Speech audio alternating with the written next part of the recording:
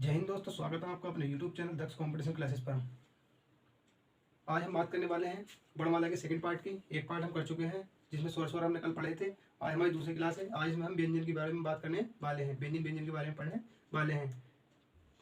अगर आप हमारे चैनल पर न्यू है तो चैनल को सब्सक्राइब करें, लाइक करें और बेल आइकन दबाना ना भूलें ताकि अगली वीडियो का नोटिफिकेशन आपको जल्द से जल्द मिल सके। और जिसने कल की वीडियो नहीं देखी तो पहले कल की वीडियो देख लें। चलिए देखते हैं, आज व्यंजन के बारे में जानते हैं। व्यंजन के बारे में जानते हैं, व्यंजन क्या होते हैं। तो व्यंजन की जो परिभाषा होती है वो ये होती है, जो व्यंजन की परिभाषा होती है वो ये होती है कि स्वरों की सहायता से क्या होती है, स्वरों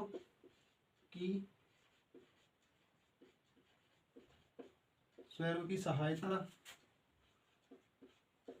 से बोले जाने वाले वर्ण व्यंजन कहलाते हैं। बोले जाने वाले वर्ण क्या कहलाते हैं? व्यंजन कहलाते हैं। व्यंजन कहलाते हैं। क्या हो जाएगा कि स्वरों की सहायता से बोले जाने वाले वर्ण क्या कहलाते हैं? व्यंजन कहलाते हैं। वो कैसे? चलिए देखते हैं। जैसे हमारे पास क है, एग्जाम्पल के तौर पर हम ले लेते हैं क है। हमारे पास क है। अब ये हमारा पूरा क है, इसमें हमें देखना है हमारा स्वर कौन सा, व्यंजन कौन सा। तो हम इसे कैसे लिख देंगे? इसे लिख देंगे हम क में क्या डालेंगे? हलंत प्लस ए। क में क्या निकलेगा हमारा? ए। तो इसका अर्थ एक भी होता है कि सभी व्यंजनों में आ स्वर छिपा होता है। सभी व्यंजनों में आ स्वर छिपा होता है। जैसे खा है, खा बोलने में पता चल गया खा, तो खा में क्या आ जाएगा? ख आ जाएगा, हलंत लग जाएगा प्लस ए। तो ये क्या हो गया? परिभाषा भी यही कहती है कि स्वरों की सहायता से बोले जाने वाले वर्ण, स्वरों की सहायता से बोले जाने वाले वर्ण क्या कहलाते हैं? व्यंजन कहलाते हैं। तो आपने देख भी लिया, व्यंजन कहलाते हैं। और अब आगे चलते हैं, आगे देखते हैं। ये तो पता चल गया प्रत्येक व्यंजन में आ छिपा होता है। प्रत्येक व्यंजन में आ छिपा होता है। और कुछ बात ऐसी है, जैसे यह है, इनका उच्चारण करते समय लिखने के ऐसे बताता हूँ। इनका उच्चारण करते समय हवा मुंह से अवरोध के साथ बाहर निकलती है, मतलब घर्षण के साथ, रगड़ के साथ बाहर निकलती है। अब इंपोर्टेंट है, यहाँ से ये क्वेश्चन पूछा जाता है, यहाँ से ये वाला क्वेश्चन पूछा जाता है। देख लो, लिख रहा हूँ, लेखन के आधार पर व्यंजनों की संख्या। लेखन के आधार पर व्यंजनों की संख्या जो होती है वो कितनी होती है? लेखन के आधार पर व्यंजनों की संख्या कितनी होती है? कल भी बताया था ये मैंने। कितनी होती है? 39, 39 होती है। और एक क्वेश्चन यहीं से बनेगा कि उच्चारण के आधार पर व्यंजनों की संख्या कितनी होती है? उच्चारण के आधार पर व्यंजनों की संख्या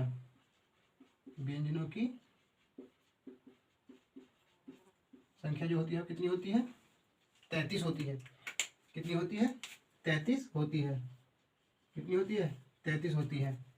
एक बार फिर देख लेंगे कि स्वरों की सहायता से बोले जाने वाले वर्ण क्या कहलाते हैं? व्यंजन कहलाते हैं। ये इंपॉर्टेंट है, दोनों ये वन लाइनर में पूछे जाते हैं। ये तो दोनों क्वेश्चन इंपॉर्टेंट है। लेखन के आधार पर व्यंजनों की संख्या कितनी होती है? 39। और उच्चारण के आधार पर व्यंजनों की संख्या कितनी होती है? 33 होती है। चलिए आगे देखते हैं। 33 होती है।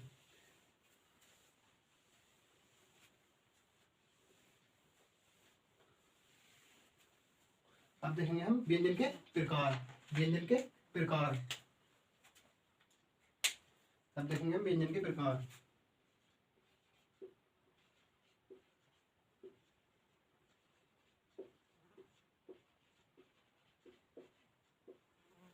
पहला है हमारा उच्चारण स्थान के आधार पर।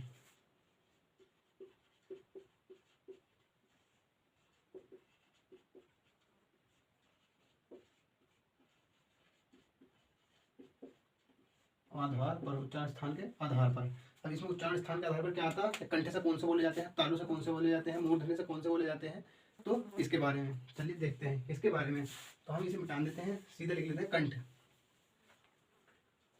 सीधा लिख लेते हैं कंठ।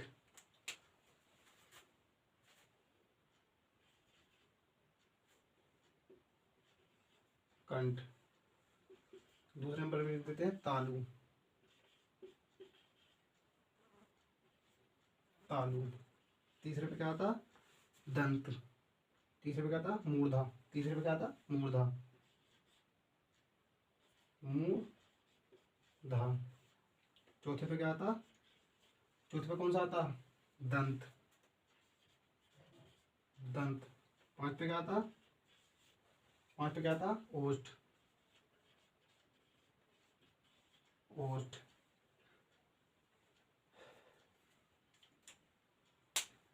तो इसमें हम लिखेंगे पहले, इसमें जो होता है हमारा सीधा होता कैचे कचट तप, कै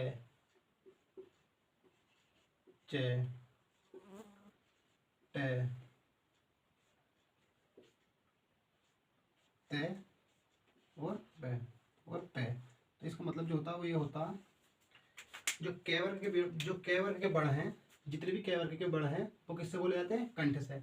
और च वर्ग के बड़ किससे बोले जाते हैं, तालु से। और टे वर्ग के बड़ किससे बोले जाते हैं, मूर्धा से। और तै वर्ग के बड़ किससे बोले जाते हैं, दंत से। और पै वर्ग के वर्ग किससे बोले जाते हैं, ओठ से बोले जाते हैं, होठों से बोले जाते हैं। तो कै में कौन कौन से आते हैं, कै में जो आता है वो क्या आता है, कै, खे, गे, घे, कै खे घे और ल। च में जो आता है वो क्या आता है, च, छ, जे, झे और उ खाली। टे वाले में कौन सा आता है, टे ठे डे, टे ठे डे ढे और टे ठे डे ढे और ले, ले। इसमें आता है ते वाले में क्या आता, ते थे दे धे और ने। वो पे वाले में आता है वो कौन सा आता, पे फे बे, पे फे बे भे और में, ये आता है। अब इन्हें ही क्या कहा जाता है, इन्हें ही स्पर्श व्यंजन कहा जाता है। आपसे पूछेगा स्पर्श व्यंजन किसे कहा जाता है, तो का से लेके माँ के बड़ तक को क्या कहा जाता है, इन्हें स्पर्श व्यंजन कहा जाता है। अब ऐसे देख लेंगे। और होता है एक दंतोष्ठ। दंतोष्ठ से जो बोले जाते हैं वो कौन कौन से बोले जाते हैं, दंतोष्ठ वाले देख लेंगे। दंतोष्ठ से कौन कौन सा बोला जाता है, लिख लेंगे। दंतोष्ठ, दंतोष्ठ से जो बोला जाता है वो एक बार बोला जाता है, वो कौन सा बोला जाता, अंतस्थ व्यंजन वाला बे, ये बोला जाता। अब बात कर लेंगे, एक बार और देख लो। कंठ, कंठ से क्या बोला जाता, कंठ से कौन से कौन कौन से वर्ड बोले जाते हैं, कै, खे, गे, घे और णे। और तालु से, तालु से कौन कौन से बोले जाते हैं, च वर्ग, च वाला वर्ग च, छ, जे, झे, अइया। और मूर्धा, मूर्धा से कौन कौन से बोले जाते हैं, टे वर्ग वाले टे, ठे, डे, ढे और ण, ये बोले जाते हैं। दंत, दंत में दंत में कौन सा बोला जाता है, ते वर्ग के ते, थे, दे, धे और ने। ओष्ठ, ओष्ठ में कौन से बोले जाते हैं, पे, बोल के देख लो, ओठों से बोला जाएगा पे, फे, बे, भे और मैं। और ऐसे ही एक आता है दंतोष्ठ। दंतोष्ठ से कौन सा बोला जाता है, बे बोला जाता है। चलिए अब आगे देखते हैं, आगे क्या है, ऊष्म व्यंजन। ऊष्म व्यंजन के बारे में बात करते हैं। ये मैंने कल भी बताए थे, लेकिन आज पूरे बता देंगे कौन सा वर्ड कहाँ से बोला भी जाता है। अब बात करेंगे हम ऊष्म व्यंजन के बारे में। ऊष्म व्यंजन,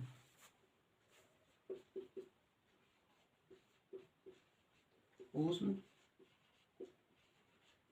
व्यंजन या संघर्षी व्यंजन, इन्हें क्या कहा जाता है, संघर्षी व्यंजन भी आ जाता है या या संघर्षी व्यंजन भी नहीं कहा जाता है। तो ये कौन कौन से होते हैं, उस व्यंजन कौन कौन से होते हैं? से, पेट चिरा वाला से, ये वाला से और है। तो ये देख भी लेंगे बोले कहाँ कहाँ से जाते हैं। ये वाला से जो है, से सलजम वाला से, ये कहाँ से बोला जाता? तालव्य से, तालु से, ये तालव्य से बोला जाता है। पेट चिरा वाला से किससे बोला जाता है? मूर्धा से, मूर्धा से बोला जाता है, मतलब मूर्धन्य वर्ण है यो। और से सपेरे वाला से किससे बोला जाता? वात्सल्य, वात्सल्य या दंतमूल, वर्त्स्य या दंतमूल, दंत मूल। हर कहीं दंतमूल आए तो वात्सल्य आएगा, वात्सल्य आए तो दंतमूल आएगा। तो ये हमारा है जो होता है, ये किससे बोला जाता? कंठ से। है किससे बोला जाता? कंठ से बोला जाता है। वो इसकी परिभाषा जो हो जाएगी वो ये हो जाएगी, इनका उच्चारण करते समय मुंह के किसी न किसी भाग, मुंह के किसी न किसी विशेष भाग पर घर्षण करती है। जब ये ध्वनि निकलती है तो मुंह के किसी न किसी विशेष भाग से घर्षण करती हुई निकलती है। जैसे बोल के देख लो, से, से, से। अब आगे देखते हैं, घर्षण करती है तो जिससे उस स्थान पर ऊष्मा या गर्मी पैदा होती है। अब देखते हैं अंतस्थ व्यंजन। अब बात करते हैं अंतस्थ व्यंजन के बारे में। अंतस्थ व्यंजन,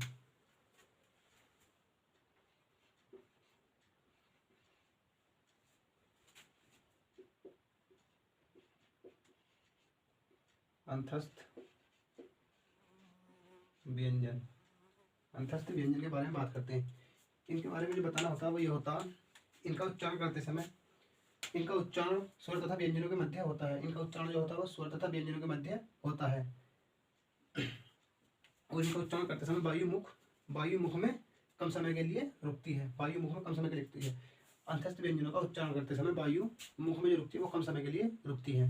अब चलिए देखते हैं अंतस्थ व्यंजन कितने होते हैं, कौन कौन से होते हैं। अंतस्थ व्यंजन होते कितने हैं? 4, ये कल भी बताया था। और वो कौन कौन से होते हैं आज देख लेंगे। एक तो ये रे, ले और बे, ये अंतस्थ व्यंजन होते हैं। अब ये देख लेंगे बोले कहाँ से जाते हैं। ये किससे बोला जाता है? ये किससे बोला जाता? तालव्य से। तालव्य मतलब तालु से बोला जाता है। ये रे जो बोला जाता है वो किससे बोला जाता? वात्सल्य और वात्सल्य या दंतमूल, दंतमूल। ले किससे बोला जाता? ले भी कहाँ से बोला जाता? वात्सल्य, वात्सल्य। वो बे जो होता है हमारा, ये अभी बताया था, बोला कहाँ से जाता है? बे कहाँ से बोला जाता? दंत ओष्ठ से, दंत ओष्ठ से बोला जाता है बे। तो हम देख लेंगे हमारे अंतस्थ व्यंजन जो होते हैं, अंतस्थ व्यंजन कितने होते हैं? 4 होते हैं। अंतस्थ व्यंजन कितने होते हैं? 4 होते हैं। और वो होते कौन कौन से हैं? एक तो ये है, एक तो यह होता है, एक र होता है, एक ल होता है और एक ब होता है। इसे बोल देते हैं याराला बा। कोई देख लेंगे तो उच्चारण स्थान भी बोले कहाँ कहाँ से जाते हैं। ये कहाँ से बोला जाता? तालव्य से। रे कहाँ से बोला जाता? दंतमूल से। ल कहाँ से बोला जाता? वात्सल्य से। और ब कहाँ से बोला जाता? दंतोष्ठ से। र और ल दोनों एक स्थान से बोले जाते हैं। अब नोट में करके लिख लेंगे, यहीं नोट में करके लिख लेंगे। 2 एक क्वेश्चन है, नोट में करके लिख लेंगे। ये और ब, इनको अर्धस्वर भी कहा जाता है। अर्ध स्वर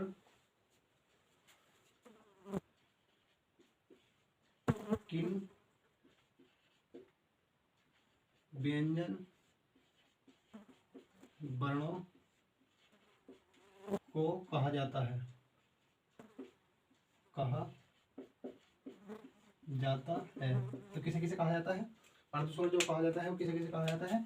ये और ब को, ये और ब को कहा जाता है। दूसरा क्वेश्चन मिलेगा यहीं से, लुंठित व्यंजन।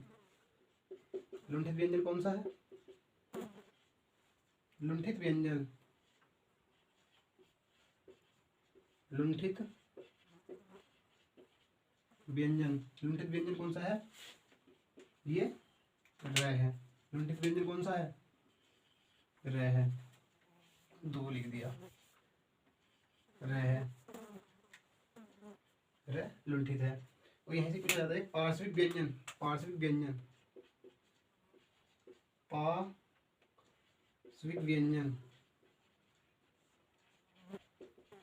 पार्श्विक व्यंजन जो है वो कौन सा है, ले। ले को क्या कहा जाता है, पार्श्विक व्यंजन कहा जाता है। ले को क्या कहा जाता है, पार्श्विक व्यंजन कहा जाता है। देख लेंगे अर्धस्वर।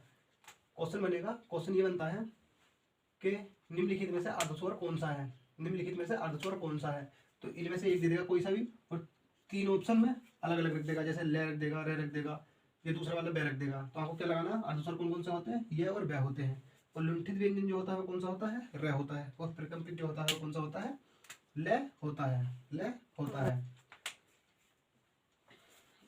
आगे चलते हैं। अगर वीडियो अच्छी लग रही हो तो लाइक जरूर कर दें और चैनल को सब्सक्राइब कर लें। अब देखते हैं प्राण तत्व के आधार पर व्यंजन के प्रकार।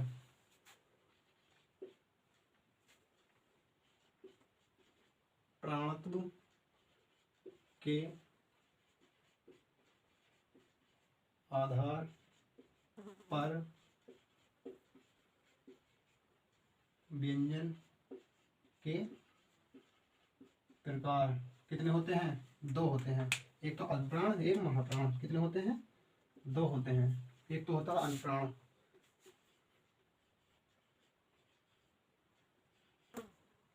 अल्प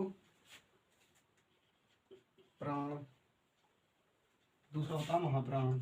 यह लिख लेंगे, दूसरा होता है कौन सा, महाप्राण। इनमें देखने को मिलता ही नहीं मिलता। अल्पप्राण में क्या होता है, इनके उच्चारण में मुख से कम वायु निकलती है। अल्पप्राण, इनके उच्चारण में मुख से वायु कम निकलती है। मुख से वायु क्या होती है, मुख से वायु कम निकलती है। अल्पप्राण, इनके उच्चारण वायु क्या होती है, मुख से कम निकलती है। वो इधर देख लेंगे, यहीं पर देख लेंगे महाप्राण। महाप्राण में क्या होता है, इसमें इनके उच्चारण मुख से वायु अधिक निकलती है। क्या है, इनके उच्चारण में मुख से वायु अधिक निकलती है, अधिक निकलती है। ऐसे ही और देखेंगे, इनके प्रत्येक वर्ग का जो अल्पप्राण है, अल्पप्राण है, इसमें प्रत्येक वर्ग का 1 3 5, 1 3 5, प्रत्येक वर्ग का 1 3 5, 1 3 5 वर्ग आते हैं। इसे लिख लेंगे, प्रत्येक वर्ग का पहला, तीसरा और 5वां। तो हम लिखेंगे कोड में 135, 1 3 5 वर्ण आते हैं, वर्ण आते हैं।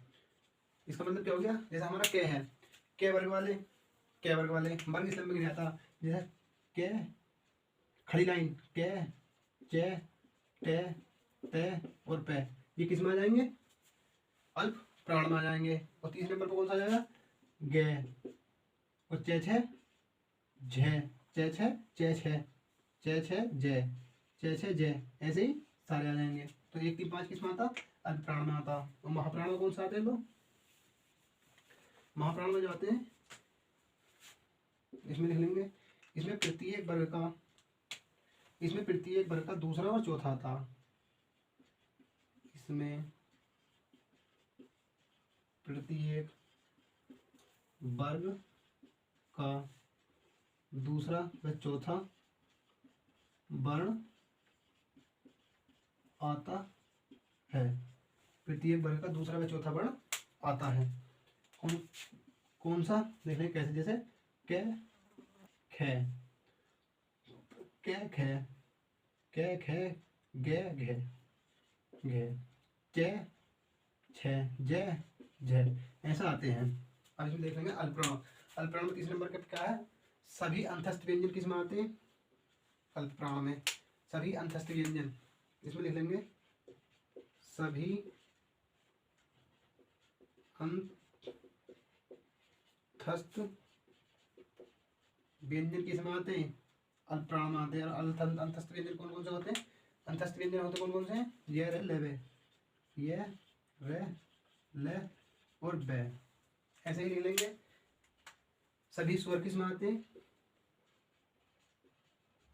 सभी स्वर भी अल्प प्राण में आते हैं। सभी स्वर भी किसमें आते हैं? अल्प प्राण में आते हैं। अब महाप्राण देख लेंगे। महाप्राण में क्या था? ऊष्म व्यंजन भी, सभी ऊष्म व्यंजन किसमें आते हैं? महाप्राण में। सभी ऊष्म व्यंजन किसमें आते हैं? महाप्राण में। सभी ऊष्म व्यंजन महाप्राण में आते हैं। और ऊष्म व्यंजन जो होते हैं वो कौन कौन से होते हैं? ऊष्म व्यंजन कौन कौन से होते हैं? से है, तीनों से और है, से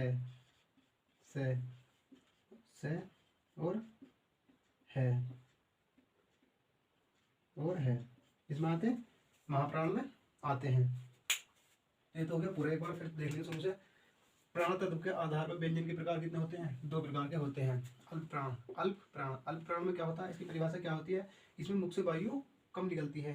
इन वर्णों का उच्चारण करते समय, जो वर्ण अल्प प्राण में आते हैं, इन वर्णों का उच्चारण करते समय वायु जो है वो कम निकलती है।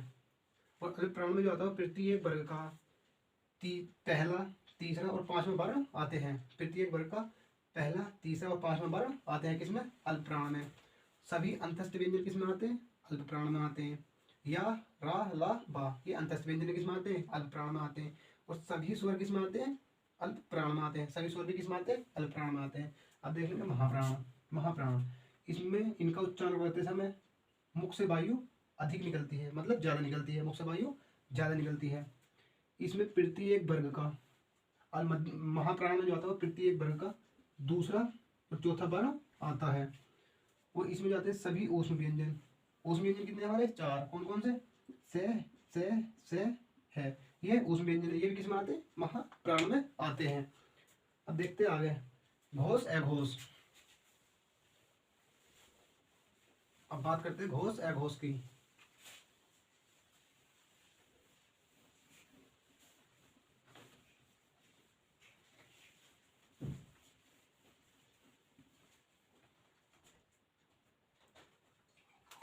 घोष तत्व के आधार पर व्यंजन के प्रकार।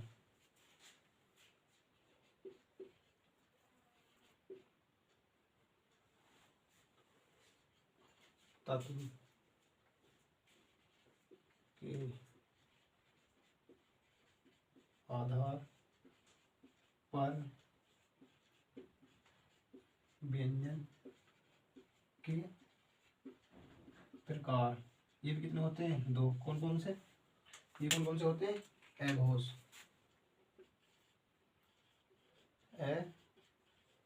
अघोष वर्ण। और जो दूसरा होता है वो कौन सा होता? दूसरा कौन सा होता? सघोष वर्ण। दूसरा कौन सा होता? सघोष या घोष वर्ण। अब इसमें भी हम देख लेंगे कौन कौन से वर्ण आते हैं इसमें। तो इसका जो परिभाषा हो जाएगी, इसकी परिभाषा हो जाएगी इनके उच्चारण में स्वतंत्रियों में श्वसन का कंपन नहीं होता है। किसमें? अघोष में। अघोष में क्या होता है? स्वतंत्रियों का कंपन नहीं होता है। स्वतंत्रियों का कंपन नहीं होता है। अघोष में स्वतंत्रियों का कंपन नहीं होता है। तो प्रत्येक वर्ग का पहला और दूसरा वर्ण आते हैं। अघोष में कौन कौन से आते हैं? प्रत्येक वर्ग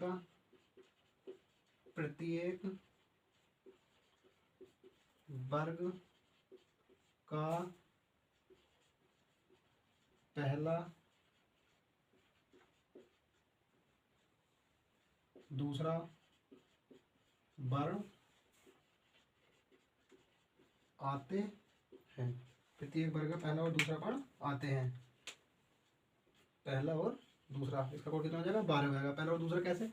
जैसे क, ख, च, छ, किस मान ये सब? घोष में आते हैं, ए घोष में आते हैं। और जो हमारे ऊष्म व्यंजन होते हैं, ऊष्म व्यंजन के इसमें 3 बार आते हैं। कौन कौन से? तीनों से और से, तीनों से किस में आते हैं? ए घोष में आते हैं। अब देखते हैं सहघोष। सहघोष में क्या होता है? इनके उच्चारण में स्वतंत्रियों में श्वसन का कंपन होता है। इनके उच्चारण में क्या होता है? कंपन होता है। इनके उच्चारण में क्या होता है? कंपन होता है। इनके उच्चारण में क्या होता है? कंपन होता है। और इसमें प्रत्येक वर्ग का तीसरा, चौथा, पांचवा वर्ण आते हैं। इसमें कौन कौन से वर्ण आते हैं? प्रत्येक वर्ग का तीसरा, चौथा व पांचवा वर्ण आता है। कौन कौन सा आता है? तीसरा, चौथा और पांचवा आता है। और इसी में अंतस्थ व्यंजन आते हैं। सभी अंतस्थ व्यंजन किस में आते हैं? सहघोष या घोष वर्ण होते हैं अंतस्थ व्यंजन।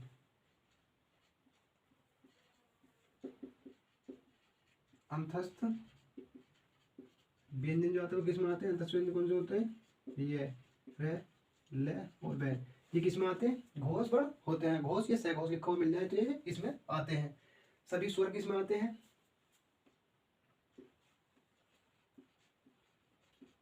सभी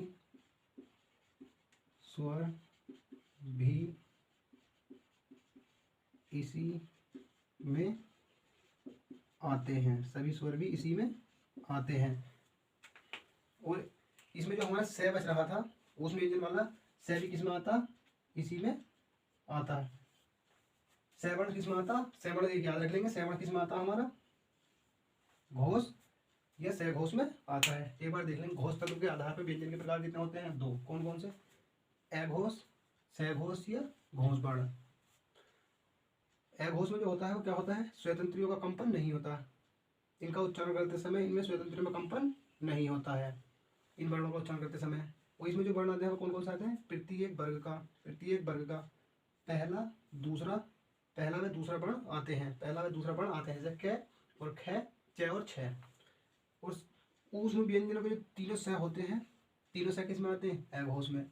अब इधर आ जाओ सहघोष। सहघोष में क्या होता है? इनका उच्चारण करते समय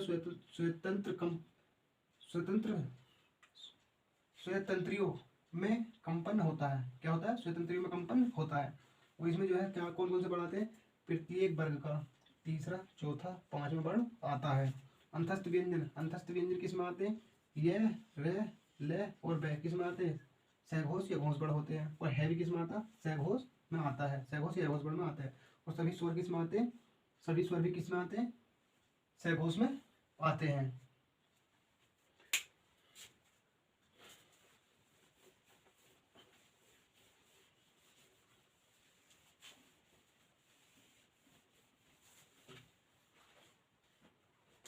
द्विगुण व्यंजन के बारे में कल भी बताया था, एक बार और बता देता हूं। द्विगुण व्यंजन जो होते हैं वो कौन कौन से होते हैं? ळ और ढ होते हैं। कौन कौन से होते हैं?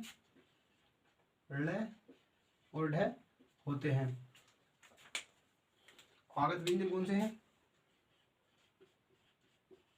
आगत व्यंजन कितने होते हैं? 2 होते हैं। वो कौन कौन से होते हैं? जा और फा। जा नीचे नुक्ता लगा होता है और फा, जा और फा। इन्हें क्या कहा जाता है? इन्हें अरबी फारसी के वर्ण भी कहा जाता है।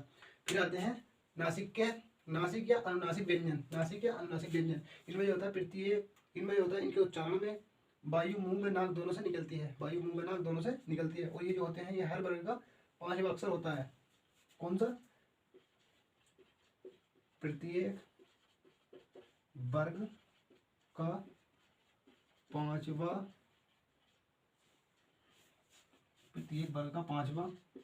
वर्ण जो होता है वो क्या होता है? नासिक होता है। नासिक या अनुनासिक होता है। फिर क्या आते हैं? संयुक्त व्यंजन तो कल बता दिए थे। कितने होते हैं? 4 होते हैं। संयुक्त व्यंजन 4 होते हैं। युग्मक ध्वनि किसे कहा जाता है? एक आता है युग्मक ध्वनि। उच्चारण के आधार पर ध्वनि के प्रकार कितने होते हैं? 3 होते हैं। उच्चारण के आधार पर ध्वनि के प्रकार कितने होते हैं? 3 होते हैं। नंबर 1 युग्मक ध्वनि।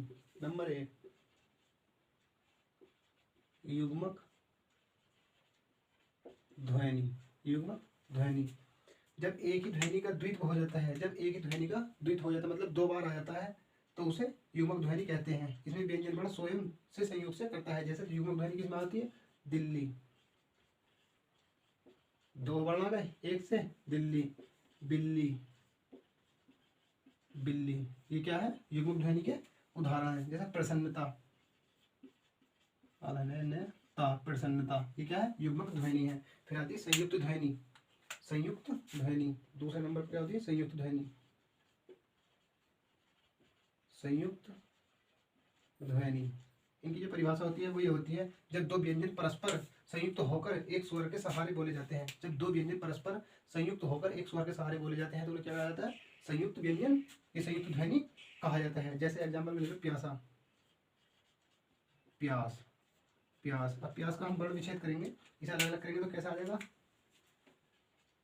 पे आधा प्लस ये आधा प्लस बड़ा आ प्लस से हलंत और ए। तो देखो जुड़ लिया, दो व्यंजन एक स्वर से जुड़ रहे हैं तो इसे क्या कहा जाता है? संयुक्त ध्वनि कहा जाता है। एक होता है संपर्क ध्वनि, एक होता है संपर्क ध्वनि, संपर्क ध्वनि। इसकी परिभाषा जो होती है वो होती है, जब दो व्यंजनों के बीच कोई स्वर हो तब उसे संपर्क ध्वनि कहते हैं। जब दो व्यंजनों के बीच कोई स्वर हो उसे क्या कहते हैं? संपर्क ध्वनि कहते हैं। जैसे सत्य, सत्य, सत्य को हम खोल के लिखेंगे, इसका वर्ण विच्छेद करेंगे तो क्या हो जाएगा? से प्लस ए प्लस आधते प्लस ये प्लस ए, क्या हो जाएगा? सत्य। इसे क्या कहते हैं? संपर्क ध्वनि कहते हैं। 2 इंपॉर्टेंट क्वेश्चन हो रहे, बस इन्हें और लिख लो। कौन क्या है? एक ही है। क्या है? काकल्य, काकल्य बल किसे कहते हैं? काकल्य बल जो होता है वो कौन सा होता है? काकल्य बल, काकल्य बल जो होता है वो कौन सा होता है? है को ही क्या कहा जाता है? काकल्य बल कहा जाता है को क्या कहा जाता है? काकल्य बल कहा जाता है। तो अगर वीडियो अच्छी लगे तो हमारे चैनल को सब्सक्राइब करें, लाइक करें और वीडियो को लाइक करें, चैनल को सब्सक्राइब करें। और जिसने अभी पहली वीडियो नहीं देखी है, स्वर वाली पहली वीडियो जरूर देख लें। आज की वीडियो यहीं रोकते हैं। धन्यवाद।